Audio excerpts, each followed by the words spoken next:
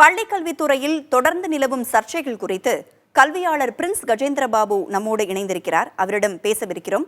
Sir வணக்கம் sir. கிருஷ்ணகிரியில் அரசு உதவி பெறும் பள்ளியில சான்று பெறாத நபர் நடத்திய போலி என்சிசி முகாம், மேடவாக்கம் பள்ளியில் மாணவர்கள் ஆசிரியர்களுடைய காலை கழுவியது, சில பள்ளிகள்ல நடந்த விநாயகர் சதுர்த்தி உறுதிமொழி ஏற்பு அப்படின்னு அண்மையில பள்ளிகள்ல சர்ச்சைக்குரிய சம்பவங்கள் நடந்திருக்கு.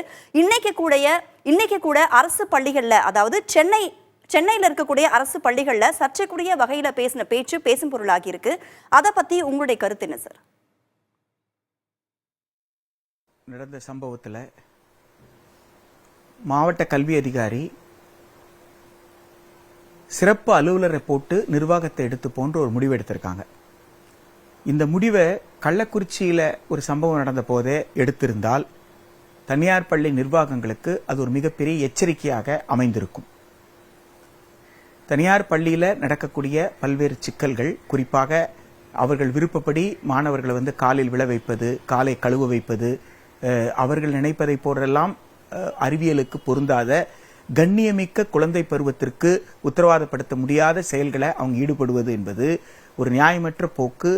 அத்தகைய செயல்பாட்டை மாணவர்கள் ஈடுபடுத்தப்படக்கூடாது என்பதை அரசு தனியார் பள்ளிகளுக்கு சொல்லணும். ஆனால் நீங்கள் கடைசியாக கேட்டது அரசு பள்ளியில, அரசு மாதிரி பள்ளியில நடந்த சம்பவம். அந்த சம்பவத்தில் ஆன்மீகத்தை பேசப் போவதாக அவர்கள் சொல்லி ஆன்மீகத்திற்கு தொடர்பில்லாதவற்றை பேசியிருக்கிறார்கள் என்பதுதான் உண்மை. ஆன்மீகத்தை பேசுபவர்கள் யார் அப்படின்னு சொல்லி கேட்டா, இந்த உலகத்தில் இருக்கிற அனைவருமே சகோதரர்களாக பாசத்தோடு அன்போடு இருக்கணும் அப்படின்னு சொல்றவங்க ஆன்மீகவாதின்னு சொல்லுவோம். இன்றைக்கு குழந்தைகள் முழு உடலை பெறாமல் பிறந்திருக்கக்கூடிய குழந்தைகளாக இருக்கலாம், அல்லது இன்று அந்த குழந்தைகள் நிறம் வெவ்வேறு நிறத்துல அவங்க இருந்திருக்கலாம்.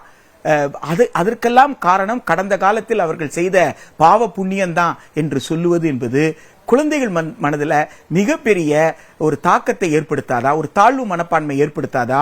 அந்த குழந்தைகள் காலத்திற்கு இதை நம்ப ஆரம்பித்து விட்டால் அதுல ஒரு அடுத்த தலைமுறையே அது ஒரு மிகப்பெரிய பாதிப்புக்கு உள்ளாக்குமே. இதை எப்படி ஆன்மீகம் என்று சொல்ல முடியும்?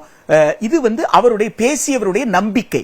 எதெல்லாம் உண்மை, எதெல்லாம் நிகழ்ந்திருக்கிறது, எதெல்லாம் மக்களுடைய நம்பிக்கையாக இருக்கிறது என்பதை பற்றியெல்லாம் குழந்தைக்கு சொல்லலாமே தவிர, அந்த குழந்தை புரிந்து கொள்வதும், அந்த குழந்தை வளர்ந்த பிறகு எந்த நம்பிக்கையை ஏற்றுக்கொள்வது, எந்த நம்பிக்கை நிராகரிப்பது என்பதை அந்த குழந்தை பெரியவர் ஆனதுக்கு அப்புறம் அந்த முதிர்ச்சியின் அடிப்படையில், அனுபவத்தின் அடிப்படையில் அந்த குழந்தைக்கு அந்த முழு சுதந்திரத்தை கொடுத்துடணும். ஆனா குழந்தை பருவத்திலேயே இவ்வாறான தாக்கத்தை ஏற்படுத்துவது நிச்சயமாக நியாயமற்றது.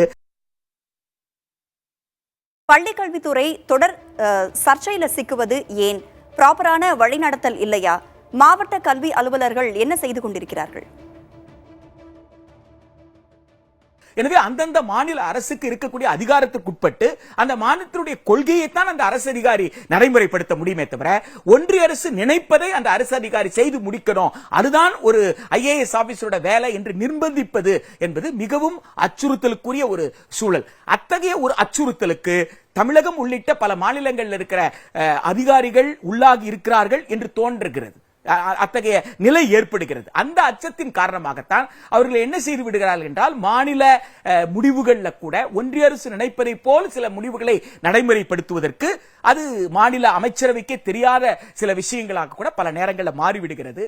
எனவே முதலமைச்சர் தலைமையில் இருக்கிற மாநில அமைச்சரவை என்பது இனி மிகவும் எச்சரிக்கையோடு, தமிழ்நாட்டில் கலைஞர் அவர்கள் முன்வைத்த சமச்சீர் என்பது அரசமைப்பு சட்டத்தை உயர்த்தி பிடிக்கக்கூடிய விழுமியங்களை சார்ந்தது.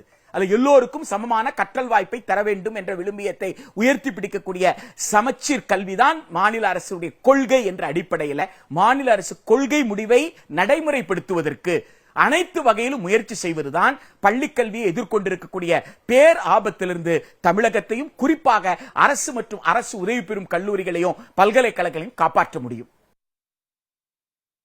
இணைப்பில் பல்வேறு கருத்துக்களை பகிர்ந்து கொண்டமைக்கு நன்றி திரு பிரின்ஸ் கஜேந்திரபாபு.